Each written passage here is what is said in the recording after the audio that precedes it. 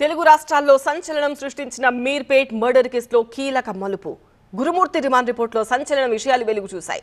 మాధవిని హతమార్చేందుకు తనకు సహకరించిన మరో ముగ్గురు వివరాలను కూడా గురుమూర్తి వివరించాడు. గురుమూర్తి రిమాండ్ రిపోర్ట్ ఇప్పుడు సంచలనంగా మారింది. హైదరాబాద్ మీర్పేట్ మాధవి హత్య కేసులో పోలీసుల ఎంక్వైరీలో సంచలన విషయాలు వెలుగులోకి వచ్చాయి. గురుమూర్తి భార్య మాధవి హత్యకు కుటుంబ కలహాలే కారణమని తేలింది. 5 ఏళ్ల క్రితం మాధవి, గురుమూర్తి కుటుంబాల మధ్య గొడవ జరిగింది. గొడవపై పెద్దల మధ్య పంచాయతీ జరిగింది. ఆ పంచాయతీలో తన పరువు పోయిందన్న కక్షతో 5 ఏళ్లుగా మాధవిని పుట్టింటికి పంపించలేదు గురుమూర్తి. అయితే ఈసారి సంక్రాంతికి పుట్టింటికి వెళ్తానని మాధవి పట్టుబట్టడంతో వెళ్లడానికి వీల్లేదంటూ గురుమూర్తి తేల్చి చెప్పాడు. దీంతో ఇద్దరి మధ్య వాగ్వాదం తలెత్తింది. కోపంతో మాధవిని చంపేశాడు గురుమూర్తి. పోలీసుల దర్యాప్తులో నిజాలు నిగ్గు తేలాయి. భార్యను చంపాలని ముందే నిర్ణయించుకున్న గురుమూర్తి అనుకున్నట్టుగా ఆపరేషన్ ఫినిష్ చేశాడు. సాక్ష్యాలు లేవు కాబట్టి తన నిర్వాకం బయటకు రాదు అనుకున్నాడు. మిస్సింగ్ కేసుగా ఎంక్వైరీ చేపట్టడంతో అతనిలో భయం మొదలైంది.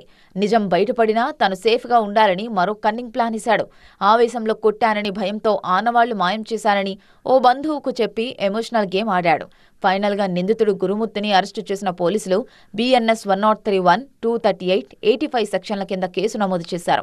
హత్యకు ఉపయోగించిన 16 వస్తువులను స్వాధీనం చేసుకున్నారు. తీసుకెళ్లి గోడకు ఆవిడ తలను స్మాష్ చేశాడు, గట్టిగా కొట్టాడు గోడకి. She fell down. అప్పుడు పైన కూర్చొని గొంతు నులిమేసేసి ఆవిడ చంపడం జరిగింది. ఈ బాడీ బాయిల్ చేసిన పీసెస్ని మంటలో పెట్టి కాల్చాడు. మాధవి హత్య కేసులో మరో ట్విస్ట్ చోటు చేసుకుంది. మాధవి హత్యలో మరికొందరి ప్రమేయం ఉన్నట్టు పోలీసులు అనుమానం వ్యక్తం చేస్తున్నారు. ప్రస్తుతం పోలీసుల కస్టడీలో గురుమూర్తి ఉన్నప్పటికీ ఇవాల్టితో కస్టడీ ముగియనుంది. అయితే మాధవి హత్య కేసులో గురుమూర్తికి సహకరించిన వారి వివరాలను సేకరించే పనిలో మీర్పేట పోలీసులు ఉన్నారు.